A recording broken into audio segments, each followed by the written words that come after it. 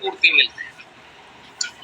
थोड़ा सा समझने वाली बात यह है कि पूरा सिविल जस्टिस सिस्टम जो है, पूरा सिविल जस्टिस सिस्टम अधिकारों पे आधारित है। अधिकार है ना, ये सबसे इंपॉर्टेंट चीज है।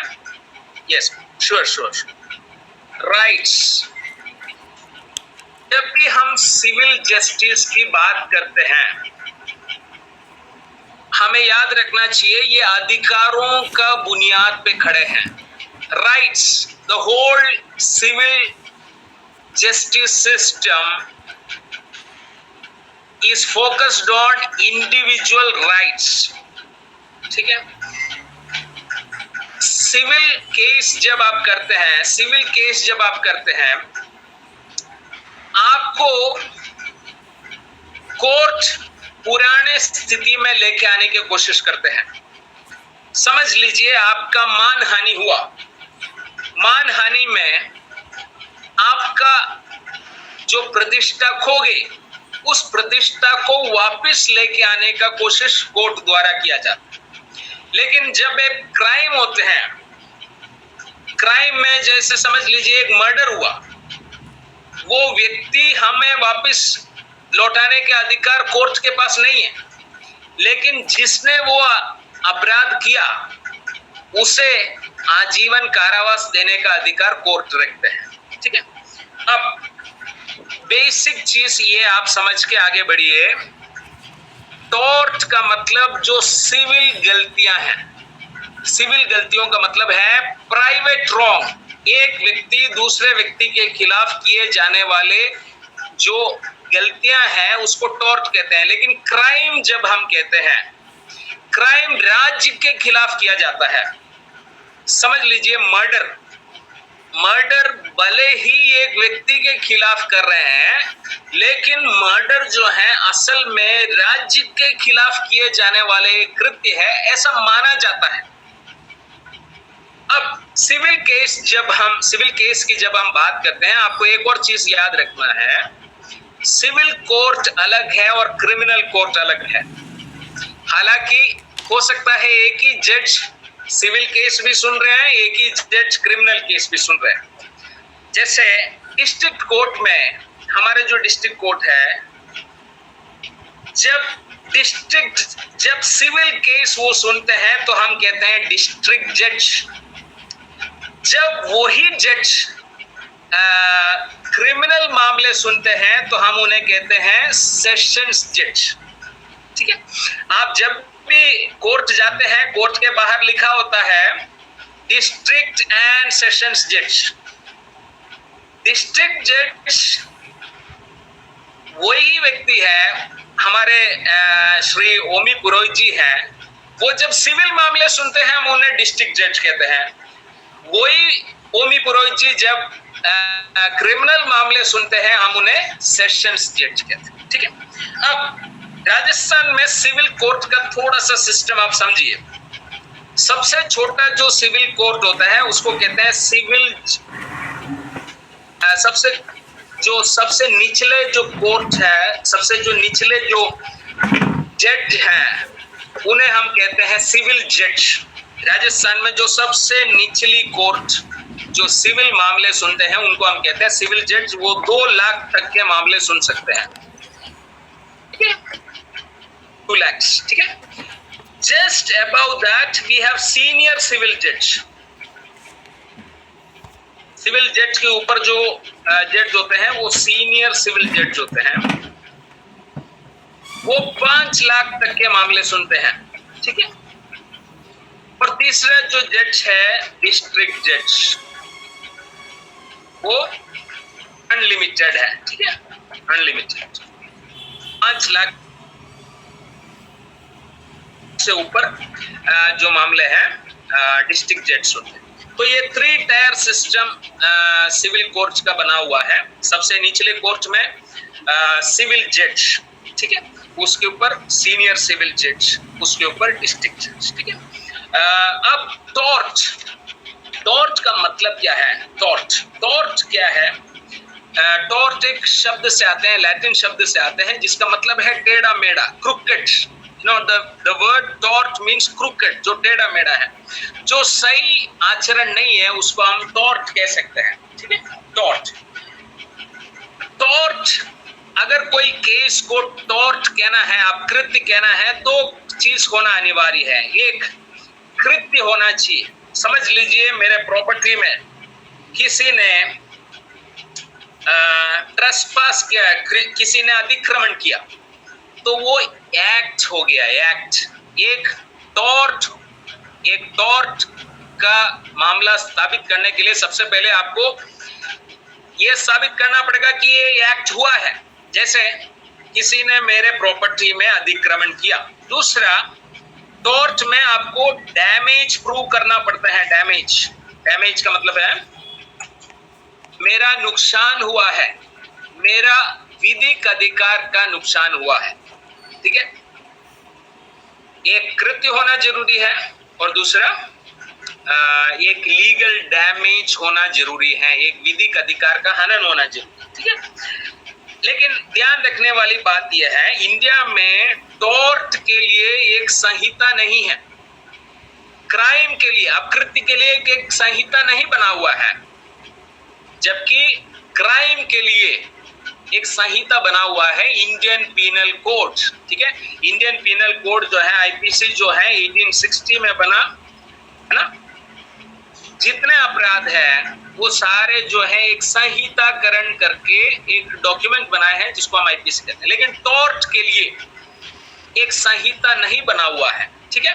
हालांकि कुछ एक्ट है, जैसे मोटर व्हीकल एक्ट है ना, कंज्यूमर एक्ट, ये ऐसे कुछ एक्ट है, लेकिन इसे संहिताकरण नहीं बनाया गया है। यस, दंड प्रक्रिया संहिता, ठीक है। अच्छा बच्चों, मैं आगे बढ़ने से पहले आपसे ये पूछना चाहता हूं, आपको ये टॉर्ट और क्राइम का डिफरेंस पता चल गया? ओके, ठीक है, ये बेसिक चीज है, ठीक है। अब तो लैटिन मैक्सिम्स आपको आना जरूरी है। जब हम उससे पहले पूरा जो टॉर्च का पूरा जो टॉर्च का जो सब्जेक्ट है वो एक चीज पे टिका हुआ है, उसको बोलते हैं उबी जस इबी रेमेडियम। बच्चों ये लिखना, उबी जस इबी रेमेडियम का मतलब है जहां अधिकार है वहां उपचार है, ठीक है। पूरा जो सिविल जस्टिस सिस्टम इस बात पर टिकी हुई है कि अगर मेरा कोई अधिकार है उसका उपचार भी होना चाहिए। समझ लीजिए मुझे अपने लैंड पे, अपने घर पे आराम से रहने का अधिकार है, अगर कोई अतिक्रमण करता है तो मुझे कोर्ट इसका जो है पूरा देख रेख करेगा कि ये राइट का जो है मुझे मिलेगा, ठीक है। उबी जस इबी रेमेडियम, जहां अधिकार है वहां उपचार है, ठीक है। अब जब कोर्ट के सामने कोई भी केस आता है, कोर्ट ये देखते हैं कि कोई विधिक अधिकार का हानि हुआ है या नहीं। देखिए, हो सकता है कभी कभी आपको नुकसान हो, लेकिन आपका कोई भी विधिक अधिकार का हानि नहीं हो, तो उस स्थिति में आपको मुआवजा नहीं मिलेगा। आपका नुकसान हो या नहीं हो, लेकिन अगर आपका विधिक अधिकार का हनन हुआ है आपको कॉम्पेंसेशन मिलेगा, ठीक है। इसको एक ये लैटिन शब्द आप लिखिए, इंजूरिया सिने डैमनम, ये लैटिन शब्द है। इसका मतलब है कि अगर आपका विधिक अधिकार का हनन हुआ लेकिन आपका कोई नुकसान नहीं हुआ, फिर भी आपको कॉम्पेंसेशन मिलेगा, आपको मुआवजा मिलेगा, आपको क्षतिपूर्ति मिलेंगे। देखिए कैसे, मैं एक उदाहरण देता हूं। ये एक केस लॉ आप लिखिए, एशबी वर्सेस वाइट। इस केस में क्या हुआ, एक व्यक्ति अपना वोट का अधिकार इस्तेमाल करने जा रहे थे, लेकिन रिटर्निंग ऑफिसर, जो पोलिंग ऑफिसर है, उन्होंने उसको रोक दिया। वो अपना जो वोट का अधिकार जो है का इस्तेमाल नहीं कर पाए, हालांकि वो जिसको वोट डालने वाले थे, वो व्यक्ति जीत गया, लेकिन वो अपना विधि का पाया। Yes,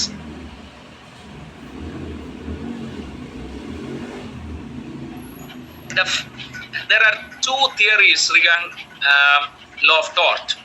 The first is, if you suffer a legal damage, even if you did not suffer any harm, you will still get compensation. उसका एग्जाम्पल मैं दे रहा था। एक व्यक्ति इलेक्शन में वोट डालने जा रहे थे, उसे रोका गया। ओके, मैं बीच बीच में इंग्लिश में भी बोलूंगा। तकलीफ ये है कि मैं जिस भाषा में भी बोलूंगा उसमें बोलता जाता हूँ। I will try to do justice to both. ठीक है, सुनिए, वो जिसको वोट देने जा रहे थे वो तो जीत गया, फिर भी उसे कोर्ट ने क्षतिपूर्ति दिया। क्यों? क्योंकि उसका विधिक अधिकार था वोट डालना। The court gave him compensation, though he did not suffer any harm. The person whom he wanted to cast vote for already won the election. तो आप समझे? तो सबसे पहली बात, अगर आपका विधिक हानि हुआ है, मेरे आवाज कट के आ रहे हैं, आपको क्लियरली सुनाई नहीं दे रहे?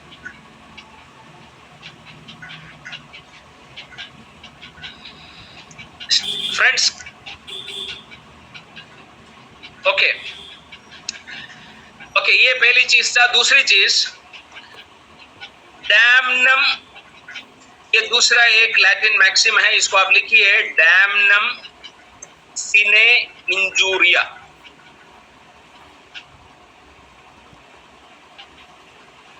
इसका मतलब ये है, अगर समझ लो आपका कोई नुकसान हुआ लेकिन आपका कोई भी विधिक अधिकार का हनन नहीं हुआ, तो आपको कोई क्षतिपूर्ति नहीं मिलेंगे। थोड़ा सा समझ लीजिए। If you suffer harm but you did not have a legal damage, you will not get any relief from the court. मैं एक उदाहरण देता हूं। ये केस आप लिखिए, Gloucester grammar school case. Gloucester grammar school case. इस केस में क्या हुआ, एक व्यक्ति एक स्कूल चला रहे थे, बढ़िया चल रहे थे, बच्चे आ रहे थे, फीस वो ले रहे थे, प्रॉफिट हो रहे थे, सब कुछ चल रहा था, सब बढ़िया चल रहा था। इसके बीच में एक आदमी ने इसके ठीक सामने दूसरा एक स्कूल खोल दिया, और उसने ये आदमी जितना फीस लेते थे उससे बहुत कम फीस में वो बच्चों को एडमिशन देने लगे। इधर के सारे बच्चे वहां चले गए। इन्होंने जाके केस किया, लेकिन कोर्ट ने कहा आपका नुकसान तो हुआ है, लेकिन आपका कोई भी विधिक अधिकार आपसे छीना नहीं गया। वो व्यक्ति का विधिक अधिकार है कि वो एजुकेशनल इंस्टीट्यूशन खोले। ओके, तो अगर आप कोर्ट जाते हैं, वैसे ईश्वर करे कि आप कभी कोर्ट का चक्कर नहीं काटें, लेकिन 1% आपका किस्मत खराब है और आपको कोर्ट जाना भी पड़े, तो आपको प्रूव करना पड़ेगा कि आपका लीगल डैमेज हुआ। ये जो दो लैटिन मैक्सिम मैंने आपको बताया, आपको समझ में आया या नहीं आया?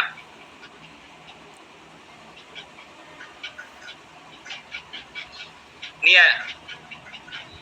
केवल नैना को समझ में आया? ठीक बच्चों, आप चिंता मत करो, ठीक है? मैं आपके साथ हूं, ईश्वर तो आपके साथ है ही, ठीक है? ओके, फिर हम आते हैं, एक सवाल आते हैं कभी कभी,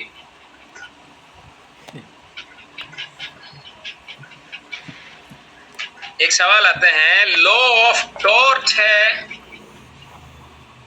या लॉ ऑफ टॉर्च है? थोड़ा सा ध्यान रखना, law of torch of law of torch.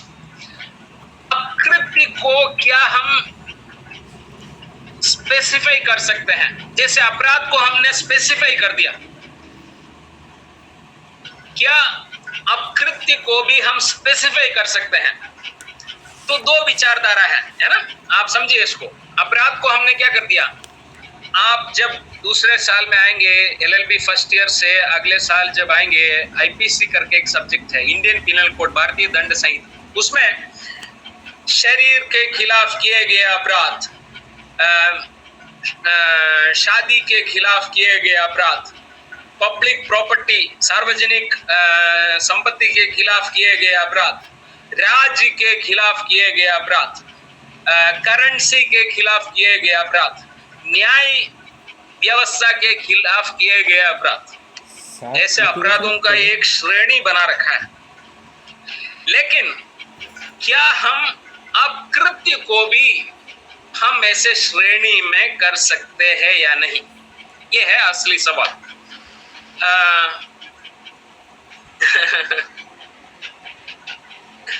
ठीक है अभिषेक,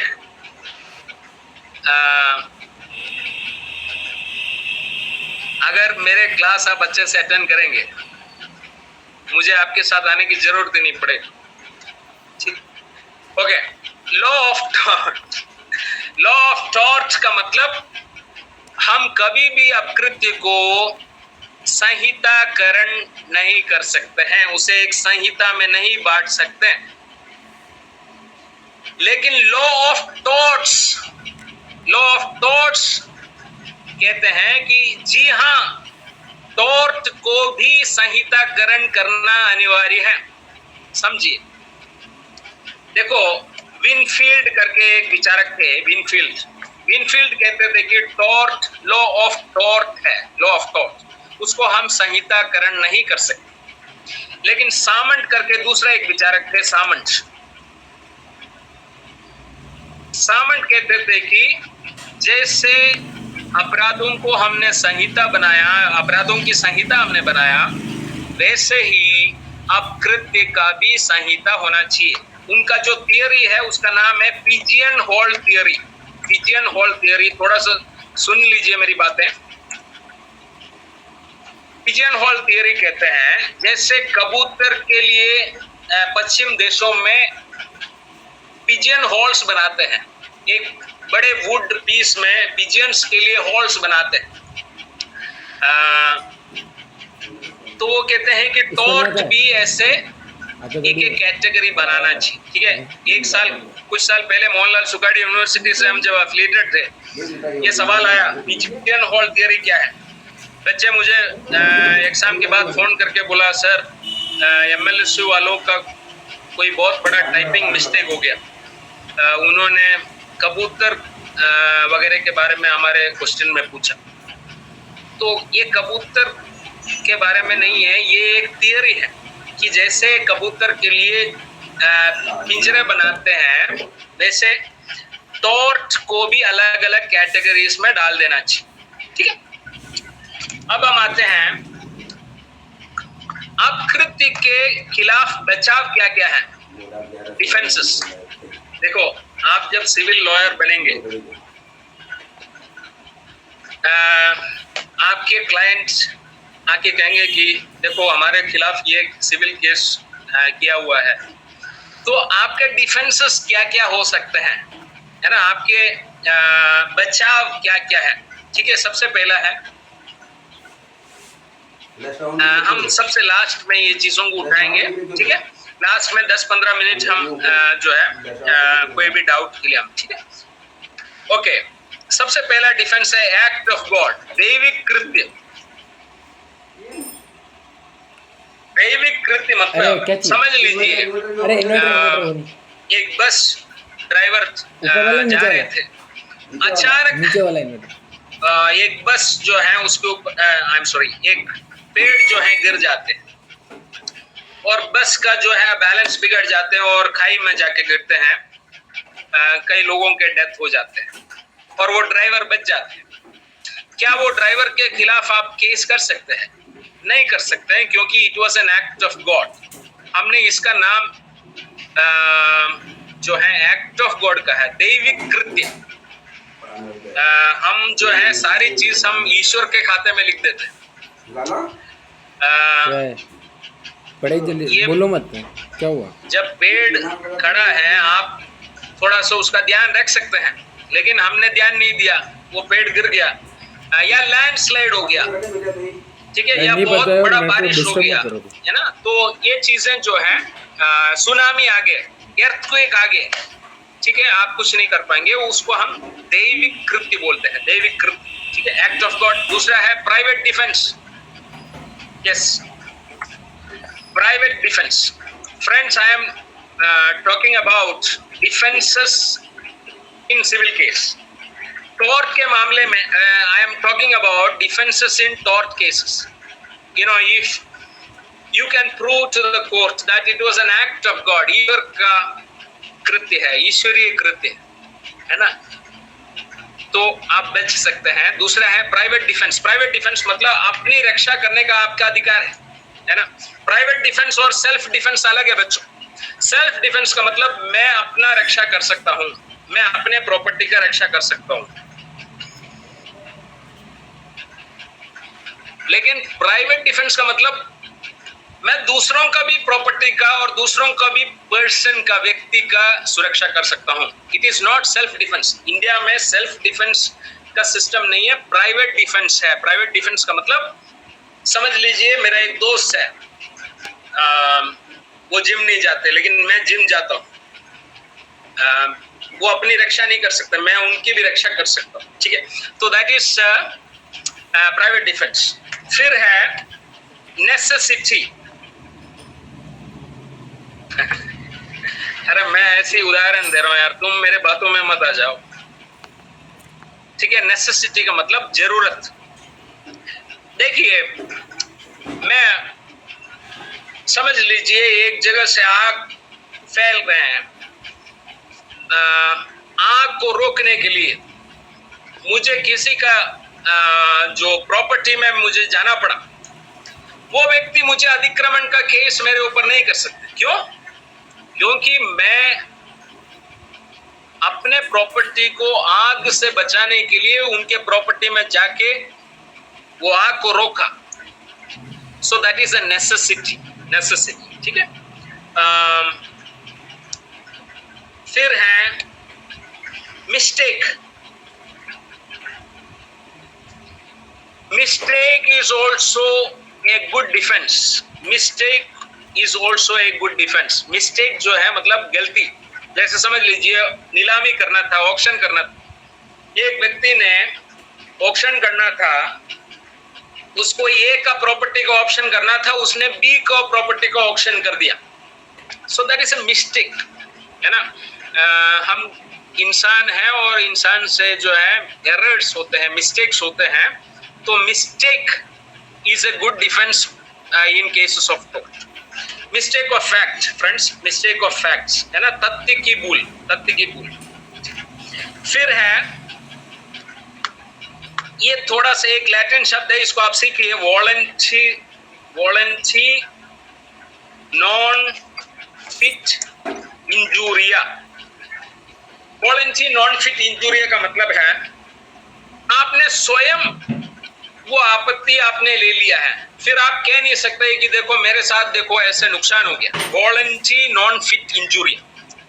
वॉलंटी non fit injuria means when you take a risk voluntarily. समझ लीजिए आप क्रिकेट देखने गए, वैसे तो ये क्रिकेट में मैच फिक्सिंग वगैरह होने के बाद समझदार लोग ज्यादा क्रिकेट देखने नहीं जाते हैं, लेकिन क्रिकेट देखने का शौक है और हम गए।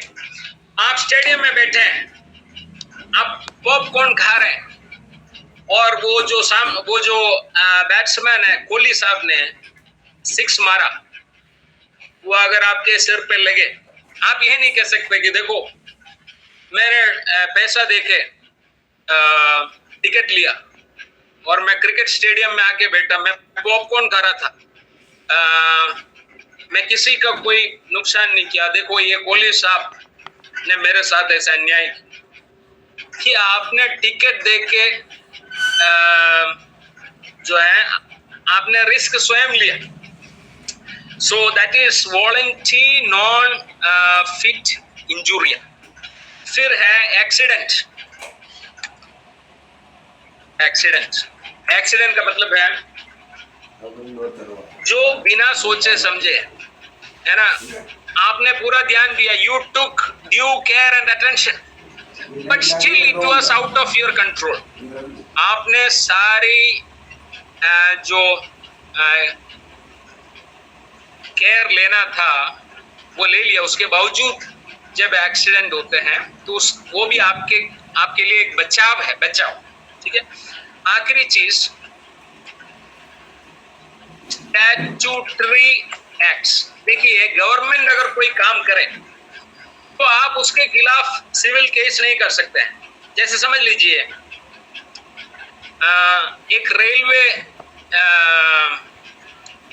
रेलवे ट्रैक आपके वहां से निकाल रहे हैं, ठीक है, तो आप ये नहीं कह सकते साहब कल तक इतने चैन से हम सो रहे थे, ये हमारे जो राज्य सरकार ने यहाँ रेलवे ट्रैक निकाल दिया और रात को हमारा सोना बहुत मुश्किल हो गया। यू कैनॉट, ये एक स्टैट्यूटरी एक्ट है, ये गवर्नमेंट एक्ट है, ठीक है। आप ये नहीं कह सकते कि देखो साहब इतना नॉइस हो रहा है, हमारे बच्चे का 10th क्लास चल रहे हैं, बेटी 12th क्लास में है ना, ये रेलवे वालों ने अच्छा नहीं, ठीक। Okay, that is statutory act. दूसरा सबसे लास्ट में है स्मॉल एक्ट्स, ट्रिफल्स बोलते हैं। ट्रिफल्स मतलब विधि छोटी छोटी या क्षुद्र चीजों के ख्याल नहीं करते हैं। समझ लीजिए आप अभी एग्जाम के लिए जाएंगे, एमपी लॉ कॉलेज में जब जाएंगे, आपने 3-4 पेन लेके गए, ठीक है, आप फिर पानी पीने चले गए, इतने में आपके पास वाले एक व्यक्ति ने एक पेन लेके अपना जो है आंसर लिख रहे, आप उसके खिलाफ केस थोड़ी कर सकते हैं। It's a trifle, it's a small act, है ना। नहीं तो आप अच्छे कपड़े पहन के इंटरव्यू के लिए कहीं जा रहे थे, एक बस वाले उधर से निकलते हैं और आपके ऊपर कीचड़ उछाल के चले जाते हैं। आपने जल्दी से वो बस का नंबर नोट कर लिया और कहा कि इसको मैं एक सबक सिखा के रहूंगा, ये कल से यहाँ से बस कैसे निकालते हैं मैं देखूंगा। नहीं हो सकता। कोर्ट कहेंगे, कोर्ट आपका फाइल रिसीव ही नहीं करेगा। आप कोर्ट के कॉरिडोर से जब जाओगे तभी कोई समझदार आदमी बोलेगा साहब अपना टाइम खराब मत करो, ठीक है, आप वापस जाओ, ठीक है। तो ये है defences in tort, defences in tort. फिर हम आते हैं टॉर्ट के कुछ उदाहरण, है ना। टॉर्ट नेग्लिजेंस, नेग्लिजेंस मतलब लापरवाही। टॉर्ट का एक उदाहरण है नेग्लिजेंस। नेग्लिजेंस का मतलब लापरवाही। लापरवाही अगर आपको प्रूव करना है, आपको 3 चीज प्रूव करना पड़ेगा। एक, दूसरा व्यक्ति का आपके प्रति एक ड्यूटी था। If you have to prove a case of negligence in the court of law, the first thing you have to prove is that the other person had a duty towards you. दूसरा, आपको यह prove करना पड़ेगा कि वो व्यक्ति ने वो ड्यूटी पूरा नहीं किया, ब्रीच ऑफ ड्यूटी, उसने अपना कर्तव्य का पालन नहीं किया। तीसरा, आपको यह प्रूव करना पड़ेगा डैमेज हुआ, मुझे नुकसान हुआ सब, ठीक है। ये 3 चीज आपको प्रूव करना पड़ेगा। नेग्लिजेंस के मामले में आपको 3 चीज कोर्ट में प्रूव करना पड़ेगा। सामने वाले के आपके प्रति एक कर्तव्य था, दूसरा वो कर्तव्य वो व्यक्ति ने पूरा नहीं किया, तीसरा वो व्यक्ति ने वो कर्तव्य नहीं पूरा करने से मुझे नुकसान हुआ, मुझे लीगल डैमेज। एक बहुत अच्छा उदाहरण है, आप इस केस लॉ को लिखिए,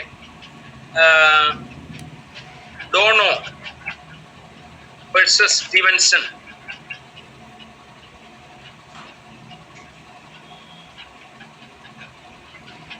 बहुत फेमस केस है नेग्लिजेंस का, लापरवाही का सबसे क्लासिक केस जो है डोनो वर्सेस स्टीवनसन है। ये केस में क्या हुआ, एक आदमी ने जिंजर बियर खरीदा। देखो हमारे यहाँ शराब पीना जो है नीच थोड़ा कम लेवल का देखा जाता है, लेकिन इंग्लैंड का ये कहानी है ना। इंग्लैंड में एक आदमी ने जिंजर बियर खरीदा, बियर खरीदा, बियर पी रहे थे, वो अपने टेबल पे रख के बियर पी रहे थे। बियर पीने के बाद बियर पीते पीते उसको थोड़ा सा कुछ अजीब लगा। उसने उस बियर के बोतल में जब देखा, वहां एक बहुत बड़ा कीड़ा देखा, snail. He saw a snail in the beer bottle. हाँ, उसको आया गुस्सा। एक तो मेहनत करके जो पैसा कमाते हैं उसका एक अच्छा अमाउंट बियर के लिए वो खर्च करके आराम से जीना चाह रहे थे, लेकिन जब बियर पी रहे थे उसमें एक स्नेल समझते हैं आप, जो सबसे धीरे धीरे चलते हैं। अभी ये बारिश के मौसम में आपको सब जगह मिल जाएंगे, है ना। स्नेल देखो, उसने केस किया कंपनी के खिलाफ और कंपनी ने उसे कॉम्पेंसेशन दिया, उसको क्षतिपूर्ति दिया। बेचारे को मिलना भी चाहिए, है ना। बियर आराम से नहीं पिए, ऐसा स्थिति अगर आ जाए फिर व्यक्ति जो है कोर्ट का सहारा नहीं तो फिर कहाँ जाएंगे ना। तो वो कोर्ट गया और कोर्ट से उसे रिलीफ मिली। फिर ओके, फिर हम आते हैं, फिर नेग्लिजेंस में एक लैटिन शब्द और सीखना है, रेस इस्पा लोकिचर। रेस इस्पा लोकिचर का मतलब है चीजें अपने आप बयान करती है। रेस इस्पा लोकिचर मतलब आपको कोर्ट में प्रूव करने की जरूरत ही नहीं। कोर्ट में आपको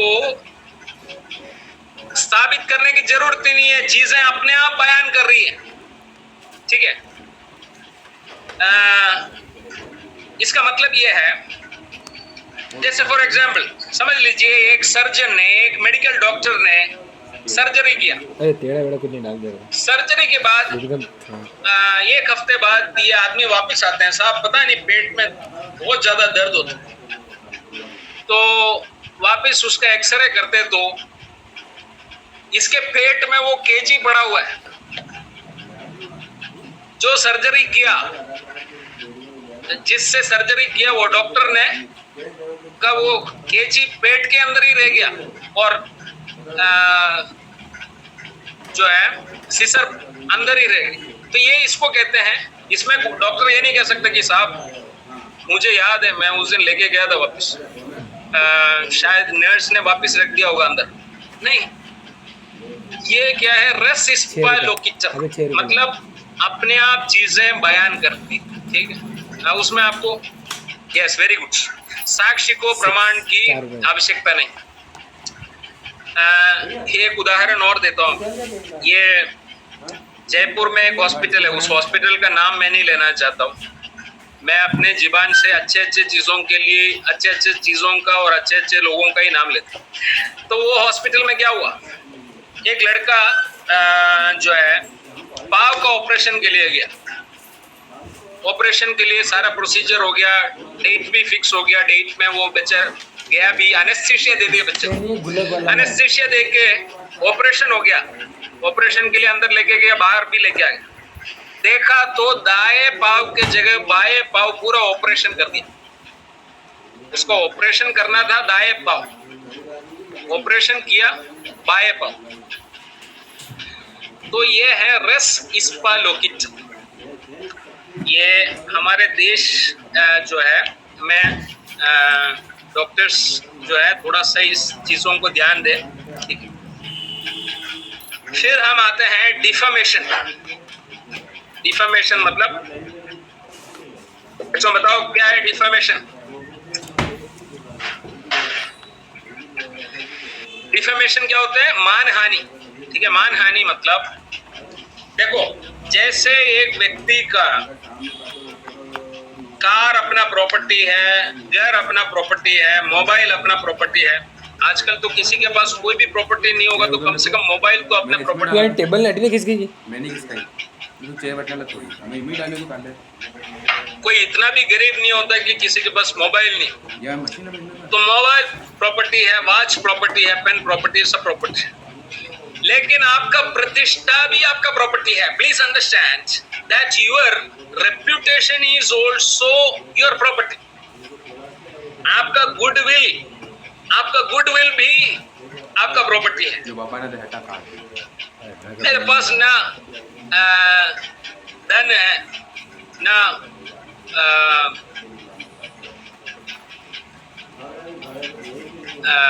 गन है, पर मेरे पास गुडविल है। Goodwill is a property. तो मानहानि मतलब, मानहानि में तीन चीज आपको कोर्ट में प्रूव करना पड़ेगा। एक, दूसरे व्यक्ति ने आपके खिलाफ कुछ, आपके प्रतिष्ठा के खिलाफ, रेपुटेशन को हानि पहुंचाया। ठीक है। दूसरा, उसने उसको पब्लिश किया, आपके प्रतिष्ठा को हानि पहुंचाया। कार्ड एक साइड ही होती है, ध्यान रखना। आपके खिलाफ जो बोला या लिखा वो उसने पब्लिश किया। वो तीसरे व्यक्ति को पहुंचा। आपने अपने पर्सनल डायरी में किसी के खिलाफ कुछ भी लिखा हो, उसके लिए कोई भी कोर्ट संज्ञान नहीं लेगी।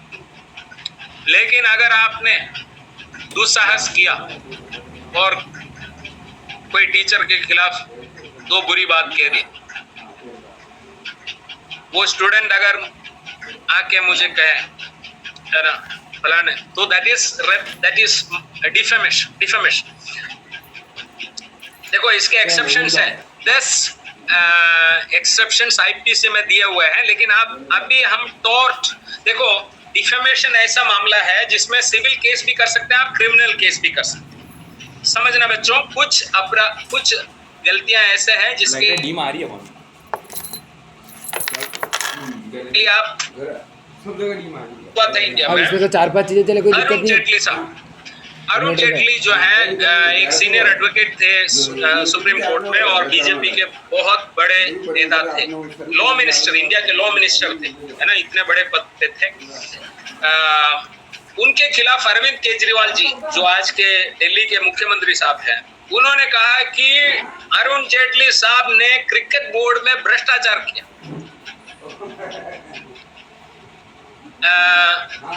अरविंद केजरीवाल साहब ने एक मीटिंग में ये कह के वो घर चले गए। ये अपना जो अरुण जेटली साहब तो लॉयर थे, उन्होंने कहा मैं इसको सबक सिखा के रहूं।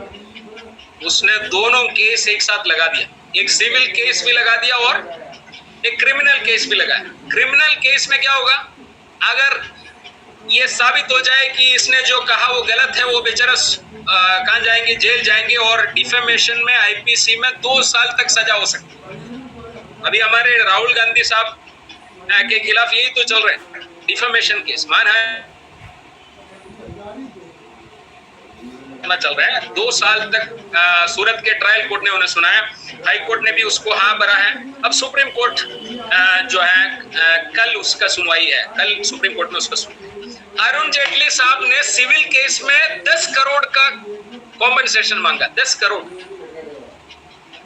जब ये बात अरविंद केजरीवाल साहब के पास आया तो अरविंद केजरीवाल ने समझदारी दिखाई, उन्होंने पब्लिकली माफी मांगा, बोला कि मैंने मुझसे भारी भूल हो गई जेटली साहब और आप मुझे क्षमा कीजिए। तो क्योंकि जेटली साहब बड़े दिल के थे, अच्छे घराने के थे, उन्होंने उनको माफ कर दिया और दोनों केस विड्रॉ किए। अब बच्चों ध्यान रखना, टॉर्ट में एक बात ध्यान रखना, जब भी आप मानहानि का केस करते हैं आपको एक निश्चित अमाउंट आपको कोर्ट में जमा करना पड़ता है। और अगर आप केस हार गए तो वो पैसा भी गया। आप समझ रहे?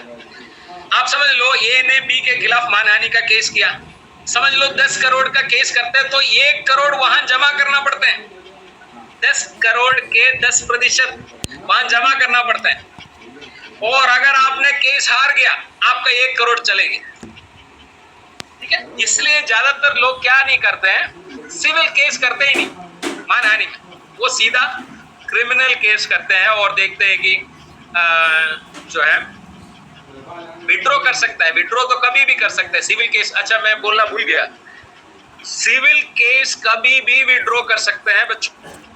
ठीक है, क्रिमिनल केस में सीआरपीसी करके एक संहिता है, सीआरपीसी, उसमें 2 हिस्से बना रखे हैं। कुछ केसेस विड्रॉ कर सकते हैं, कुछ केसेस विड्रॉ नहीं कर सकते हैं। ठीक है, ये है डिफेमेशन। डिफेमेशन में सिविल केस भी कर सकते हैं, क्रिमिनल केस भी कर सकते हैं। फिर हम आते हैं न्यूइसेंस। न्यूइसेंस का मतलब क्या होता है? बाधा, उपद्रव, न्यूइसेंस।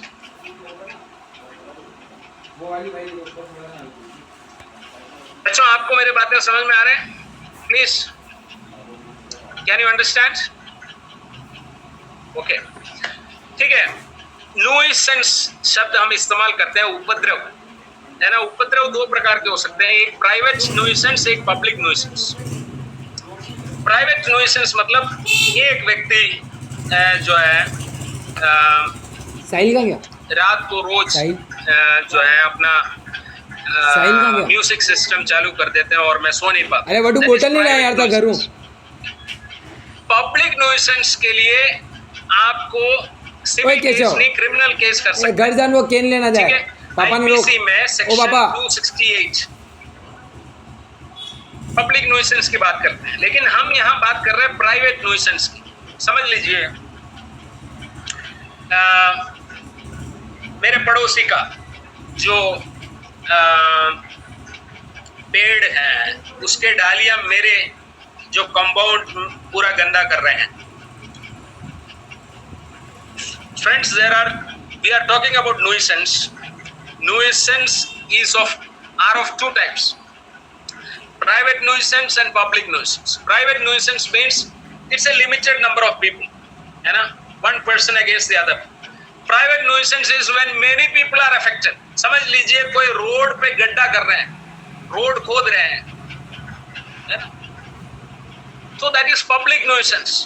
आप वो रोड इस्तेमाल नहीं कर सकते हैं, that is private. Public nuisance, उसमें आप क्रिमिनल केस कर सकते हैं, उसको 3 महीने तक का सजा हो सकती है। ठीक है, लेकिन मैं ये बात कर रहा हूँ प्राइवेट न्यूइसेंस।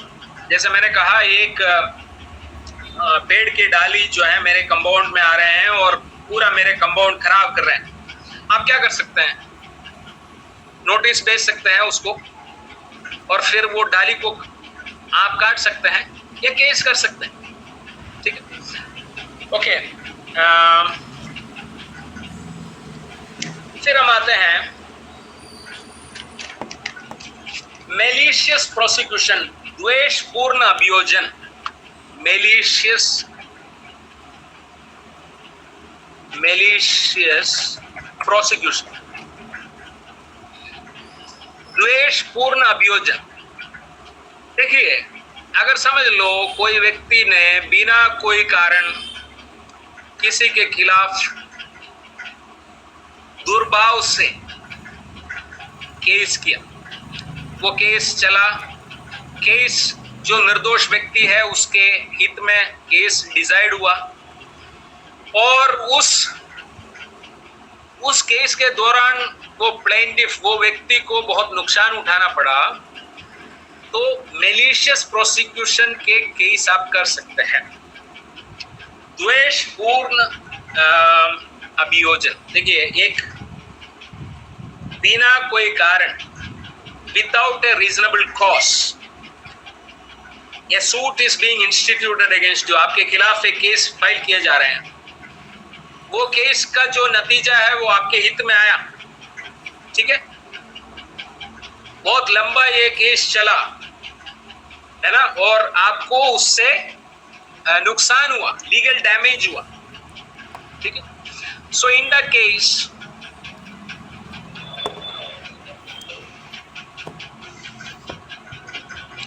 एब्सोल्युटली आईपीसी में भी 211 सेक्शन है, फॉल्स केस के लिए आप क्या कर सकते हैं, ठीक है।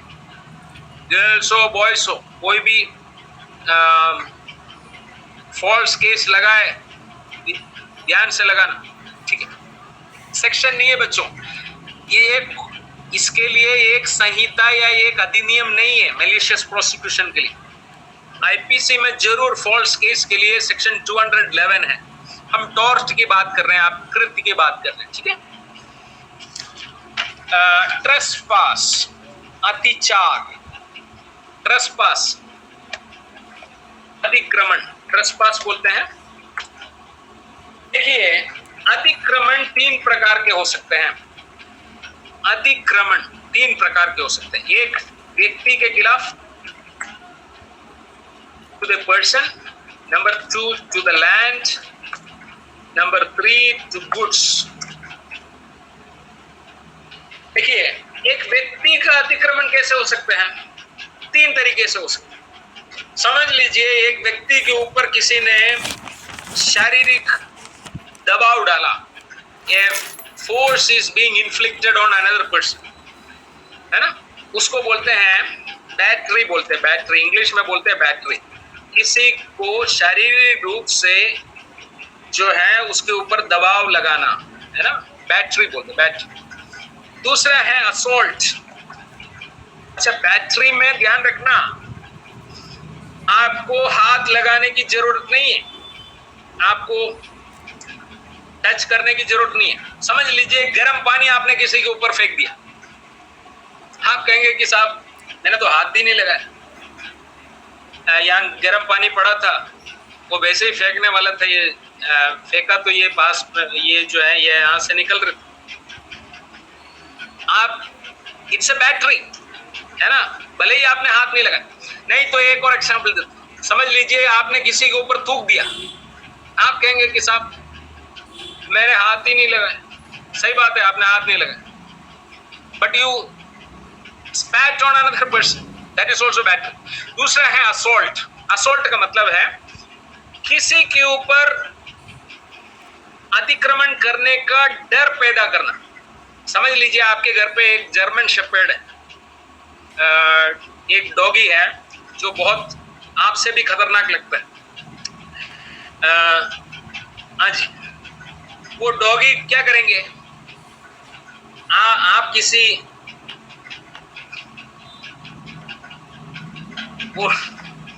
वो डॉगी क्या करेंगे, वो आपने किसी को डराना है, आप क्या करेंगे, अरे टॉमी भोको, तो वो भोकेंगे, क्योंकि आप, अगर आप वो नहीं भोकेंगे, आपको वो वापस आएगा तो उसको बिस्किट नहीं मिलेगा, इसलिए वो भोकेंगे। तो इसमें क्या हुआ, इट इज असोल्ट। इसमें आपने अपना शरीर का इस्तेमाल नहीं किया, आपने गर्म पानी नहीं फेंका, थूका नहीं, लेकिन आपने डराया, ठीक है। इंग्लिश फिल्म्स में व्यक्ति दूसरे पॉकेट में हाथ डालते सामने वाला डर जाता है, उसको लगता है कि ये गन निकाल रहा है, रिवॉल्वर निकाल रहा है।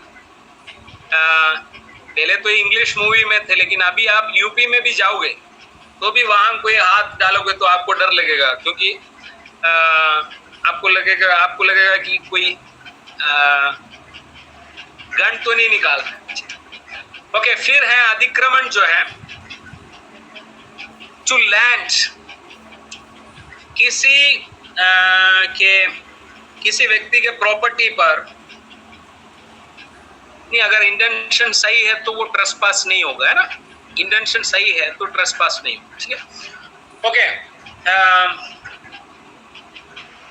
यस, नाजायज कब्जा। ओके, ट्रेसपास, एक तो है ट्रेसपास टू पर्सन, दूसरा है ट्रेसपास टू लैंड। किसी व्यक्ति के लैंड पे अगर आप घुसते हैं तो दैट इज ट्रेसपास, आपको निकालने का अधिकार है या आपको सूट फाइल करने का अधिकार है, ठीक है। फिर है ट्रेसपास टू गुड्स। गुड्स का केस है, अगर समझ लो आपके पास किसी ने कोई सामान छोड़ा और आपने समझ लीजिए एक बहुत हाई क्वालिटी का कोई वाइन जो है आपको दिया किसी ने, आपसे रहा नहीं गया, आप आधा वाइन पी लिया और बाकी जो है आप फ्रिज से ठंडा पानी उसमें मिला दी और वापस ढक्कन लगा के उसमें रख दिया, है ना। तो this is trespass to goods. Trespass 3 तरह के होते हैं, trespass to person, trespass to land, trespass to goods. अधिक्रमण 3 प्रकार के होते हैं। अधिक्रमण व्यक्ति के हो सकते हैं, जमीन के हो सकते हैं और कोई चीज के भी हो सकते हैं। जैसे एक एग्जाम्पल और है, जैसे समझ लीजिए आपने किसी के कार पे पत्थर फेंक दिया, that is trespass to goods. India में डॉग को चोरी करना, कैट को चोरी करना, डॉग्स और कैट्स को भी गुड्स के तरफ माना गया है ना, क्योंकि अगर आप आईपीसी के सेक्शन 378 पढ़ेंगे उसमें लिखा है किसी के कुत्ते या बिल्ली या कोई जानवर को चोरी करे तो उसके लिए अलग कानून नहीं बना रखे हैं, उसको भी गुड्स में माना गया, ठीक है, उसको भी सामान के जैसे माना गया है और आपको 3 साल तक की चोरी हो सकती है। हाँ, वो prevention of cruelty to animals है, जानवरों के खिलाफ क्रूरता नहीं करें ऐसे एक अधिनियम बना हुआ है, लेकिन आईपीसी के सेक्शन 378 में कैट, डॉग सबको भी गुड्स माना गया है, क्योंकि अलग से एक कानून उसके थेफ्ट के लिए नहीं बनाया गया, ठीक है। अब हम आते हैं सिविल रेमेडीज। सिविल रेमेडीज मतलब आपको कोर्ट से क्या क्या रिलीफ मिल सकते हैं। सिविल रेमेडीज, सिविल केस में आपको क्या क्या उपचार मिल सकते हैं। सबसे पहला उपचार है कॉम्पेंसेशन। कॉम्पेंसेशन का मतलब है क्षतिपूर्ति। क्षतिपूर्ति, ठीक है। आपको जो भी नुकसान हुआ है कोर्ट या जज उसका एक आंकलन करेंगे और आपको जो भी नुकसान हुआ है उसका कॉम्पेंसेशन आपको दिया जाएगा। कभी कभी कोर्ट जब तय नहीं कर पाते, कोर्ट एक कमीशन को वहां भेजते हैं, कमीशन एक पैनल को, एक टीम को वहां भेजते हैं कि साहब पता करके हमें बताइए कि कितना नुकसान हुआ है और कितना कॉम्पेंसेशन देना चाहिए। तो कमिश्नर को कोर्ट अपॉइंट करते हैं, कमिश्नर, ठीक है। तो कमिश्नर जो भी रिपोर्ट देते हैं उसके हिसाब से कोर्ट जो है एक अमाउंट देते हैं, ठीक है। Compensation. Number 2 injunction, stay. Injunction, बच्चों में से आप में से कोई मुझे बताइए क्या होता है इंजंक्शन। इंजंक्शन आदेश तो होते हैं, स्टे जो स्टे नाम सुना आपने, स्टे रोक लगाना।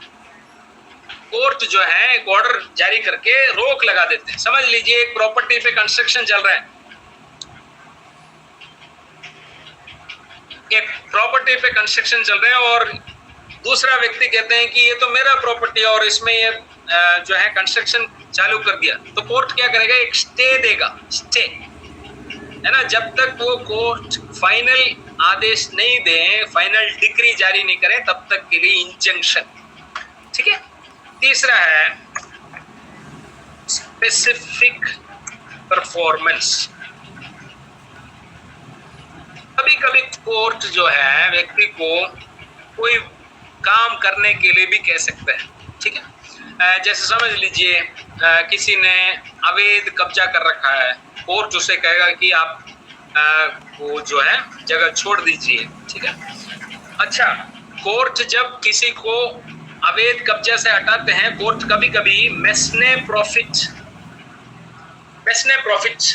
के लिए भी आदेश करते हैं। मेसने प्रॉफिट मतलब समझ लीजिए कृषि भूमि में एक आदमी अवैध कब्जा करके बैठा, समझ लीजिए 2 साल से वो अवैध कब्जा में, तो 2 साल में उधर कृषि करके कितना पैसा उसे मिल सकता था, वो भी पैसा कोर्ट आदेश में लिख सकते हैं। अब समझ में आ रहा है? समझ लीजिए वहां आम लगा के उसे 2 लाख रुपया मिल सकता था। वो उसने सोचा मैं आलू लगा देता हूँ, आलू, और आलू से उसे 30,000 रुपये ही मिला। मैं एक एग्जाम्पल देता हूँ। लेकिन कोर्ट में कितने प्रॉफिट देगा? कोर्ट ये कहेगा कि वहां आम लगा के 2 लाख रुपया कमा सकता था, 2 लाख रुपया आप कॉम्पेंसेशन दीजिए। आप समझे? And the court always decides on the basis of a reasonable concept, है ना? एक रीजनेबल मैन क्या करना चाहिए या एक प्रूडेंट मैन क्या करना चाहिए, उसके हिसाब से कोर्ट चीजें तय करता है। ये है कुछ sandalwood. Very good, you are good students. आप लोग क्लास क्यों नहीं आते थे? ठीक है, फिर हम आते हैं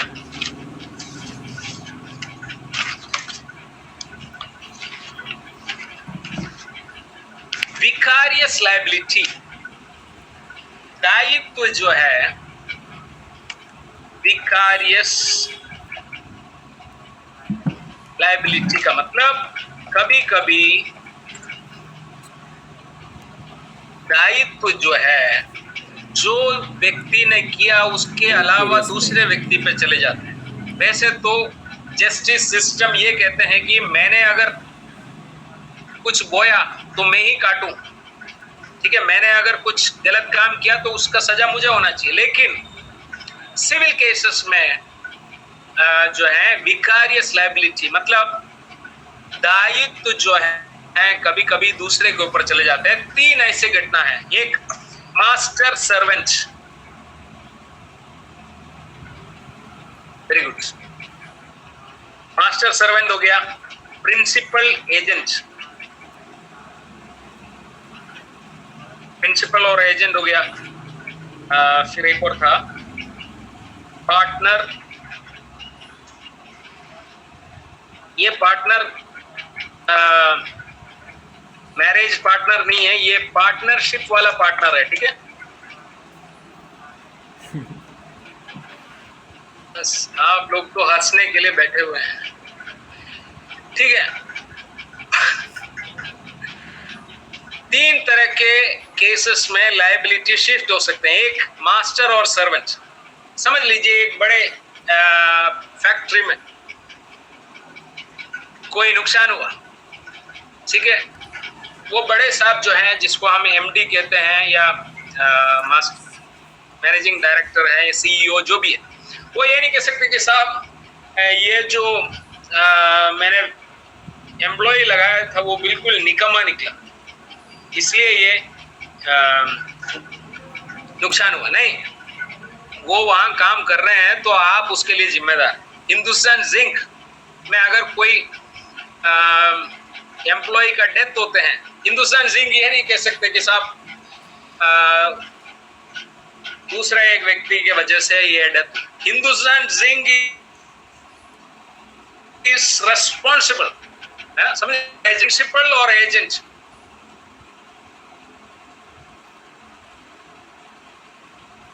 बाद में एजेंट से अगर कोई नुकसान होते हैं तो ये नहीं कह सकते कि I am at no fault.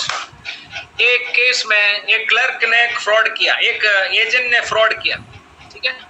तो उसमें जो है फर्म को उसका जवाब देना पड़ा, ठीक है? तो ये पार्टनरशिप में, कंपनीज में, मास्टर इंडस्ट्रीज में, फैक्ट्रीज में, ये सब, ठीक है?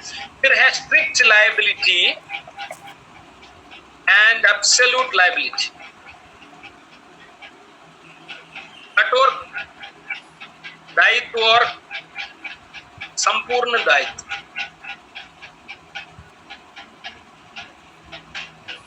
कठोर दायित्व का मतलब, अगर समझ लीजिए आपने ऐसा कोई खतरनाक चीज आपके लैंड पे लेके आए और जो साधारण उसका प्रयोजन है उसके खिलाफ आपने उसका उपयोग किया, उससे जो भी नुकसान होगा उसके लिए आप जिम्मेदार होंगे।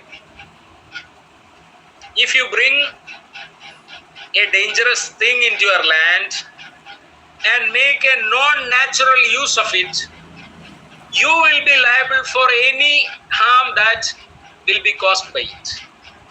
एक छोटा सा उदाहरण, आपने अपने गार्डन में एक ऐसा, यस वेरी गुड अक्षय,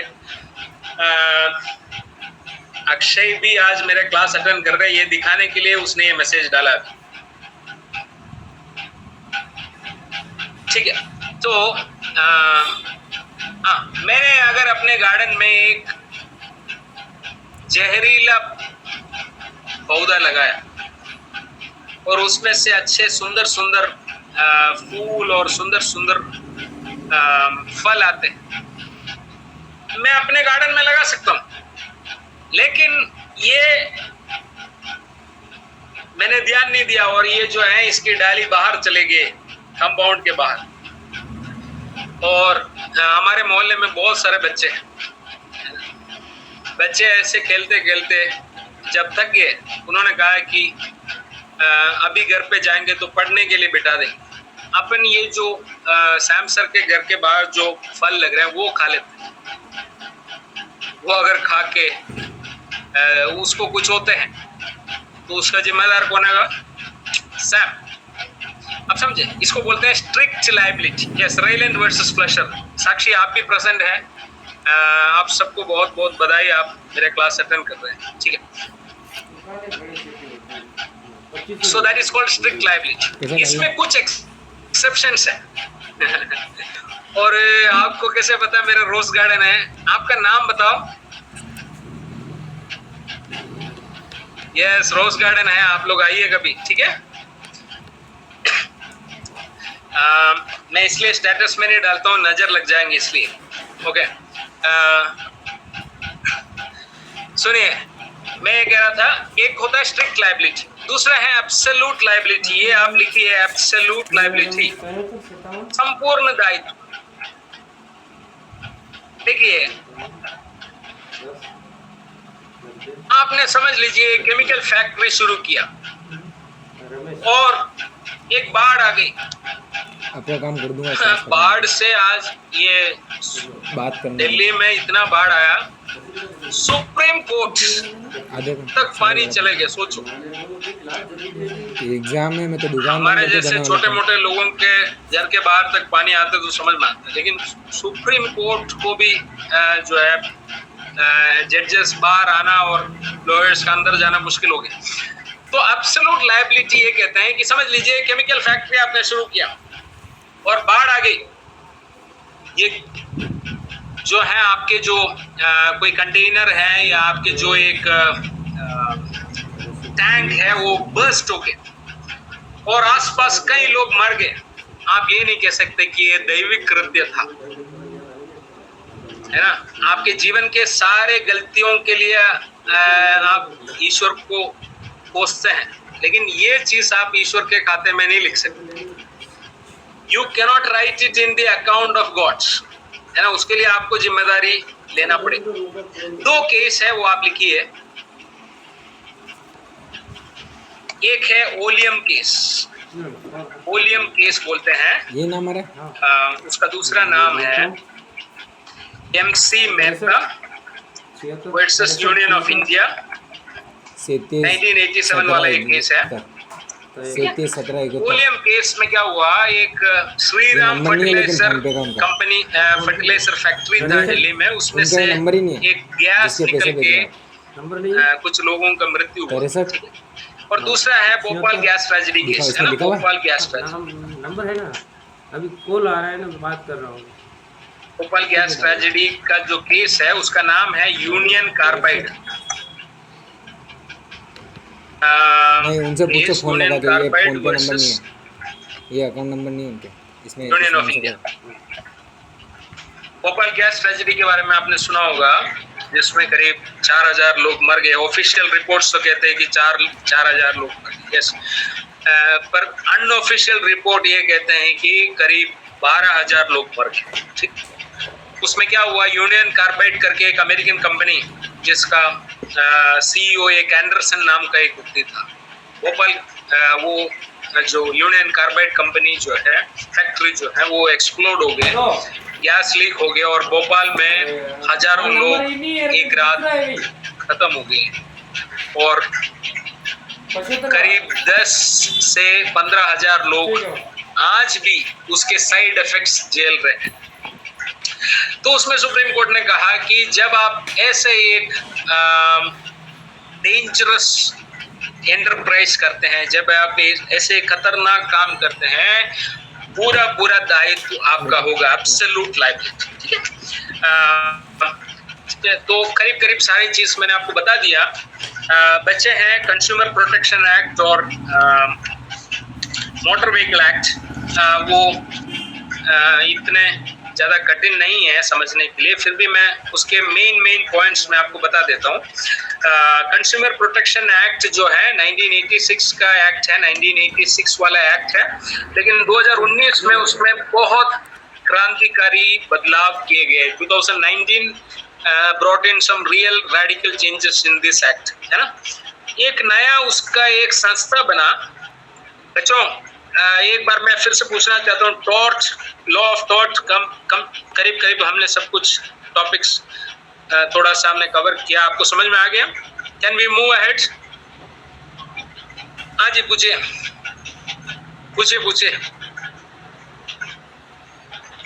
ठीक है, ओके।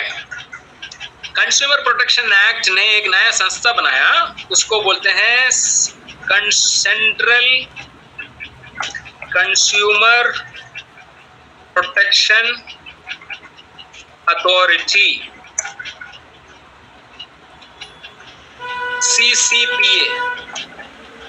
CCPA नाम का एक संस्था बनाया 2019 में, सेंट्रल कंज्यूमर प्रोटेक्शन अथॉरिटी। आपको ये पूरा नाम याद नहीं आया तो CCPA तो आप लिख ही सकते हो। आपका एग्जामिनर सोचेगा कि बच्चा जो है टाइम नहीं मिला, उसने केवल CCPA लिखा है, कोई बात। तो चंपा रावत, पहले आप जब कंज्यूमर केस करते थे, कंज्यूमर केस फाइल करते थे, तो जो बेचते हैं उधर जाके आपको केस फाइल करना पड़ता।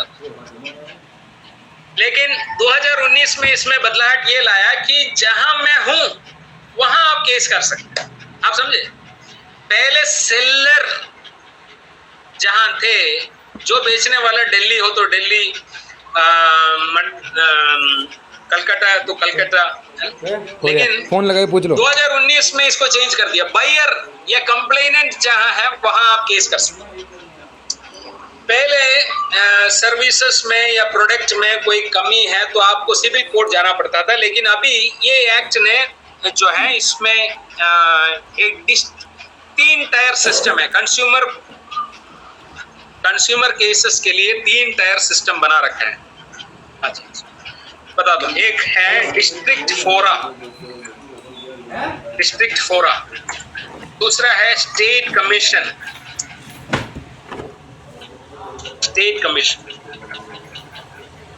तीसरा है national commission.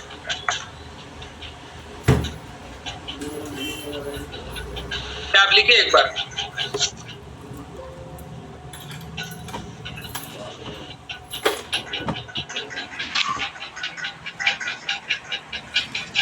District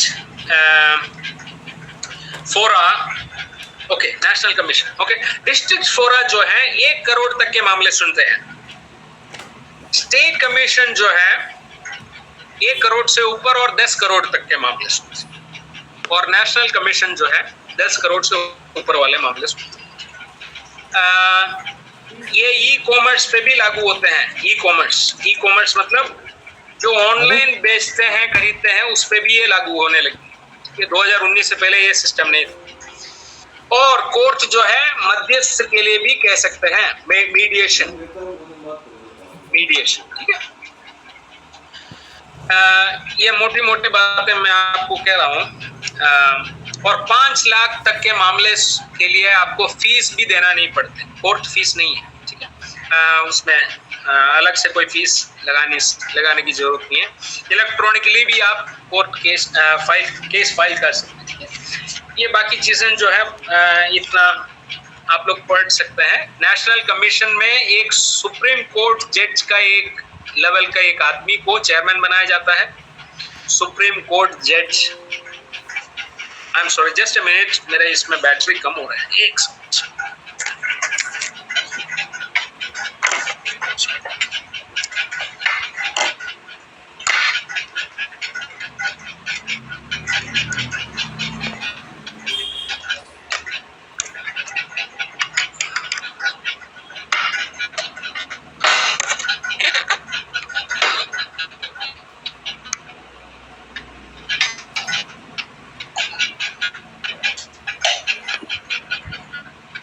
I am sorry, ठीक है। नेशनल कमीशन में एक प्रेसिडेंट होते हैं और 4 मेंबर्स होते हैं। जो प्रेसिडेंट होते हैं वो सुप्रीम कोर्ट के या तो सिटिंग जज होंगे या रिटायर्ड जज होंगे। स्टेट कमीशन में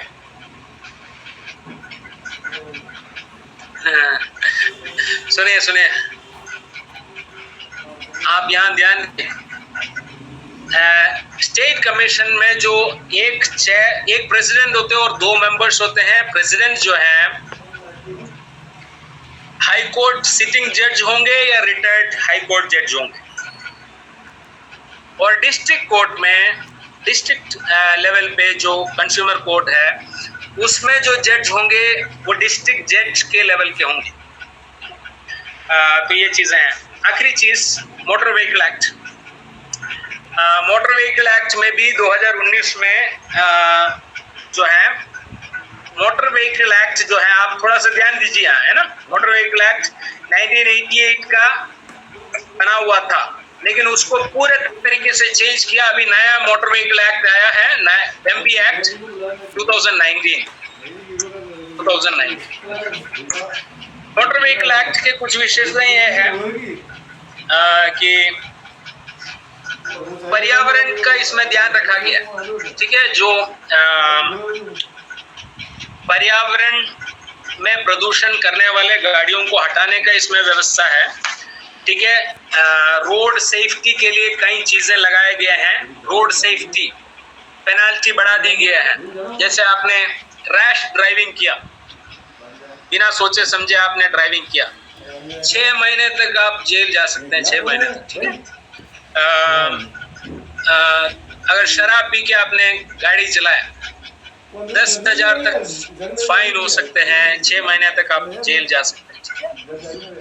फिर एक नेशनल रोड सेफ्टी बोर्ड बनाया गया, नेशनल रोड सेफ्टी बोर्ड। उनका काम कुल इतना है कि केंद्र सरकार और राज्य सरकारों को रोड के सेफ्टी के लिए जो है कार्य करें। वैसे तो रोड सेफ्टी के लिए सबसे अच्छा काम मैं बताऊं, ये जो मोटर व्हीकल एक्ट के नीचे जो अधिकारियां हैं, अगर अपने काम अच्छे से करें तो कहीं सीसीटीवी लगाने की भी जरूरत नहीं है, कहीं आर्टिफिशियल इंटेलिजेंस वाले कैमरास की भी जरूरत नहीं है। पर ये लोग क्या करते हैं, ये अपना काम नहीं करते, है ना।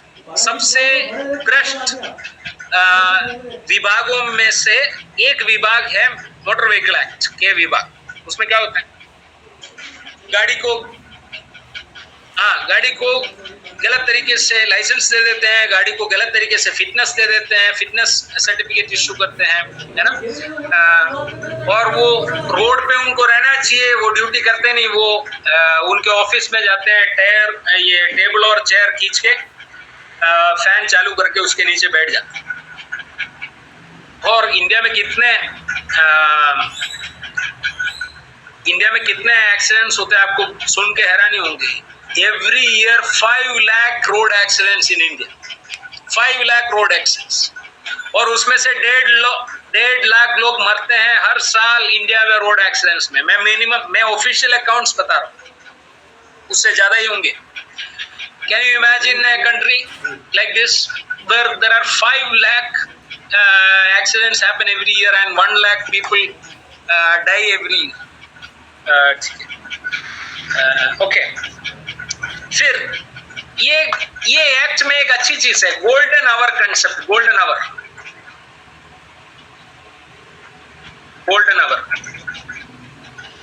स्वर्णिम समय। गोल्डन आवर का मतलब है जब भी एक्सीडेंट हो, एक्सीडेंट के 1 घंटे के अंदर वो व्यक्ति को कैशलेस ट्रीटमेंट मिल सकता है।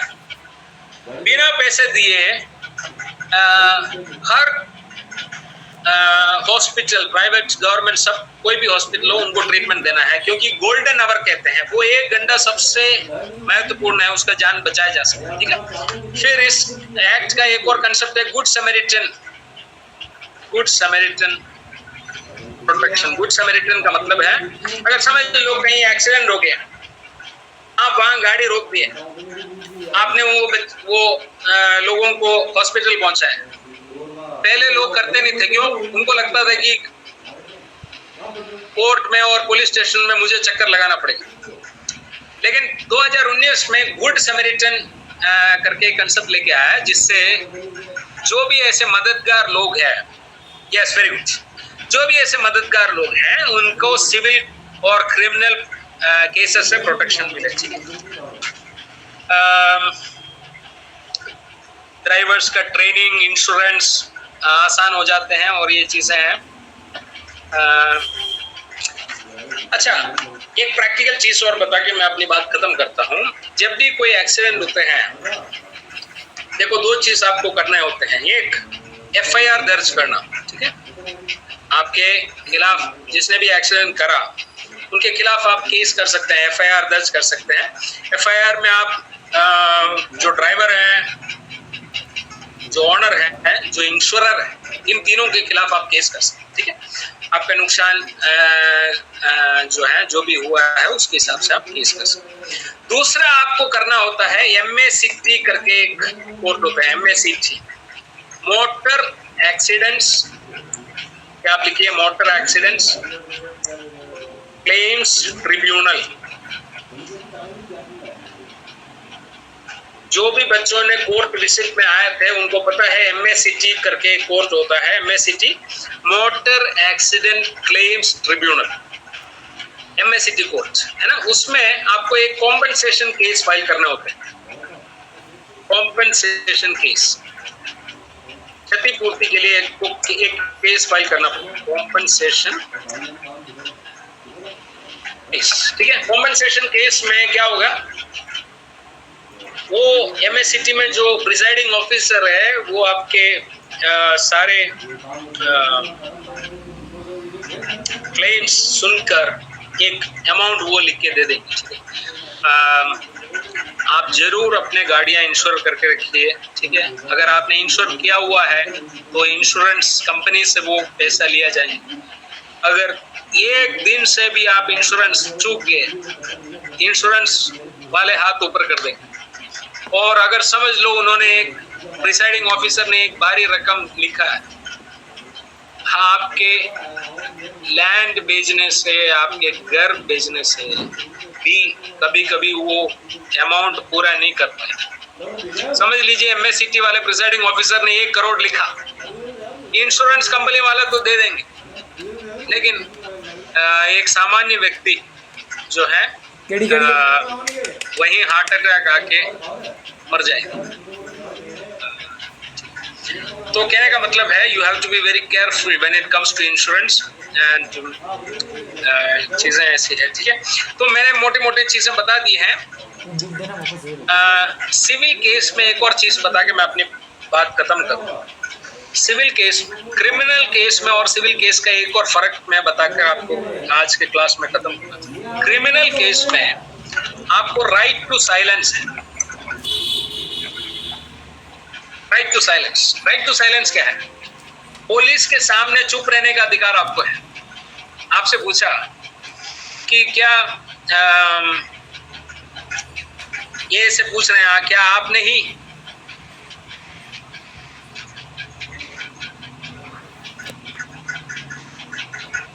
मर्डर किया? आपको चुप रहने का अधिकार है। केवल पुलिस के सामने नहीं, जज के सामने भी आप चुप रहने का अधिकार है। Right to silence in before police and right to silence before the जज। पर सिविल मामले में थोड़ा मामला अलग है। सिविल मामले में वादी ने या प्लेंटिफ ने जो कोर्ट के सामने जो लिख के दिया, ए बी 1 2 3 4 5 6 7 8 9 10 11 12 12 चीज लिख के दी, उसके उत्तर प्रतिवादी को देने पड़ते हैं, उसको बोलते हैं रिटन स्टेटमेंट। उसमें ये 12 के 12 जो आरोप लगे हैं उसको एक एक को खंडन करना पड़ता है। उधर आपको राइट टू साइलेंस नहीं है। अगर आपने 4 का उत्तर दिया और बाकी 8 का उत्तर नहीं दिया, कोर्ट ये मानेगा कि आपने ये बाकी 8 मान लिए। आप समझे? सिविल केस में आपको राइट टू साइलेंस नहीं है, चुप रहने का अधिकार नहीं है, आपको हर आरोप का खंडन करना पड़ेगा।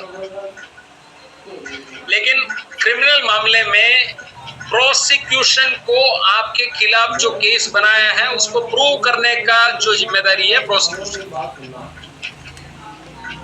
तो ये कुछ चीजें मुझे आपसे कहना था। सिविल केसेस को लेके इंडिया में एक ही दिक्कत है कि बहुत टाइम कंज्यूमिंग और बहुत एक्सपेंसिव अफेयर है। Please understand that the civil cases in India are very expensive and very time consuming. मैं तो बच्चों को क्लास में ये कहता हूँ कि तुम्हें अगर कोई केस करना है, तुम्हारे हाथ सोने का होना चाहिए और पाँव लोहे का होना चाहिए। वो इसलिए क्योंकि आप जो है लॉयर को फीस देते देते आप थक जाएंगे, लेकिन लॉयर नहीं थकेंगे, और कोर्ट जाते जाते आप थक जाएंगे लेकिन कोर्ट नहीं थकेंगे। तो ये कुछ बातें हैं। Yes, if you have any questions और any doubts.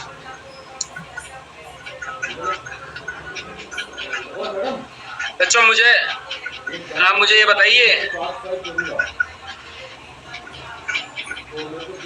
नोवस acts in service. देखिए,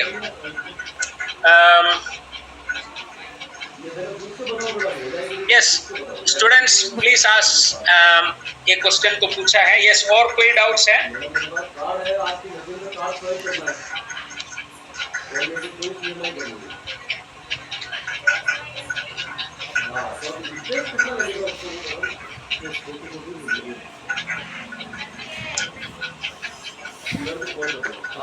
I'm not able to exactly remember that Latin maxim. देखो इसमें क्या होता है, जब एक्सीडेंट होते हैं। 3 रुपए एक साइड के। किसने पूछा ये सवाल? हाँ जी। हर यूनिट से 2 क्वेश्चन आएंगे, उसमें से एक करवाना है। फाइल चेक करवाने के लिए कभी भी आप कॉलेज आइए, फाइल चेक करवा के अपने पास रखिए, जब भी प्रैक्टिकल होंगे आप आइए, ठीक है। अब वो क्वेश्चन पे आता हूं मैं। नोवस एक्टस इंटरवीनस। देखो समझ लीजिए कोई एक्सीडेंट हुआ, उसमें कोर्ट क्या क्या देखते हैं। एक, क्या ये दोनों के गलती से हुआ? बच्चों आप सब क्वेश्चन पूछ सकते हैं, मैं पहले ये जवाब दूं उसके बाद, ठीक है। सबसे पहले चीज कोर्ट ये देखते हैं कि क्या दोनों के गलती से तो नहीं हुआ। फॉर एग्जाम्पल, एक बार एक केस हुआ था, उसमें बस कंडक्टर ने बस पूरा भरने के बाद भी लोगों को ले रहे थे, और जब भी फिर भी लोग जब बचे थे उनको कहा कि जाओ ऊपर जाओ, बस के ऊपर भेज दो। बस आराम से चल रहे थे, लेकिन एक टर्न में हमारा ड्राइवर साहब ने थोड़ा ज्यादा ही टर्न ले लिया, वो आदमी नीचे गिर गया। तो उसने जाके केस किया। उसने क्या केस किया, ये साहब मैं तो ये जाने वाला नहीं था, लेकिन ये बस कंडक्टर ने मुझे बोला कि आप ऊपर चढ़ जाओ, आपको हम आपके स्टेशन में छोड़ देंगे, आपको स्टॉप पे छोड़ देंगे। तो ये कॉन्ट्रीब्यूटरी नेग्लिजेंस, दोनों के जो है गलती से, ठीक। अब दूसरा है कि क्या इसमें नेग्लिजेंस एक ही व्यक्ति का है। जैसे समझ लो चांदनी चौक करके दिल्ली में एक वहाँ एक क्लॉक टावर था, वो गिर के कई लोग जो है इंजर्ड हो गए। तो उसमें दिल्ली हाई कोर्ट ने कहा था कि जिसे negligence of the municipal corporation के लापरवाही से हुआ, ठीक है। तो फिर एक और चीज है, लास्ट अपॉर्चुनिटी बोलते हैं। लास्ट अपॉर्चुनिटी मतलब समझ लीजिए एक ट्रक और स्कूटर आने वाले थे, सामने सामने आए, लास्ट अपॉर्चुनिटी, एक बचने का रास्ता था, इसके उसने यूज ही नहीं किया, उसको बोलते हैं लास्ट अपॉर्चुनिटी थियरी, है ना। तो ये कुछ थियरीज है, मुझे एग्जैक्टली वो जो आप क्वेश्चन पूछ रहे हैं उसका शायद मैं आंसर नहीं दे पा रहा हूँ, प्लीज देखिए। यस, और कोई डाउट्स, और कोई? Okay students, see you. आप सबको बहुत बहुत बधाई आपकी, आपके एग्जाम डेट्स आ गए। और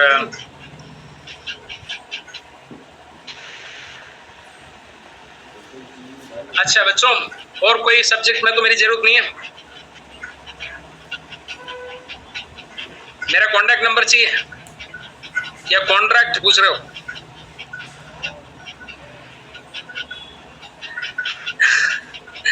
कॉन्ट्रैक्ट का क्लास कब चाहिए बताइए जल्दी, कॉन्ट्रैक्ट का कल लेते हैं अपन, है ना? Is it okay? चलो कल मिलते हैं, कल 10 बजे मिलते हैं, ठीक है? Okay, God bless, bye.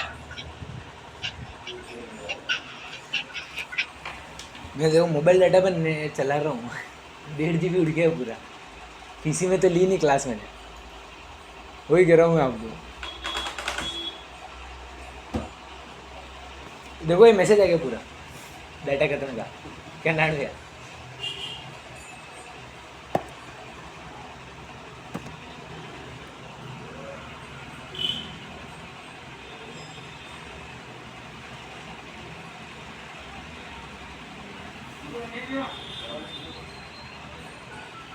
दो मिनट और लगेगा सर जी आपके, अब मैं फ्री हो गया, आपका ही काम करता हूँ। एक OTP आया होगा,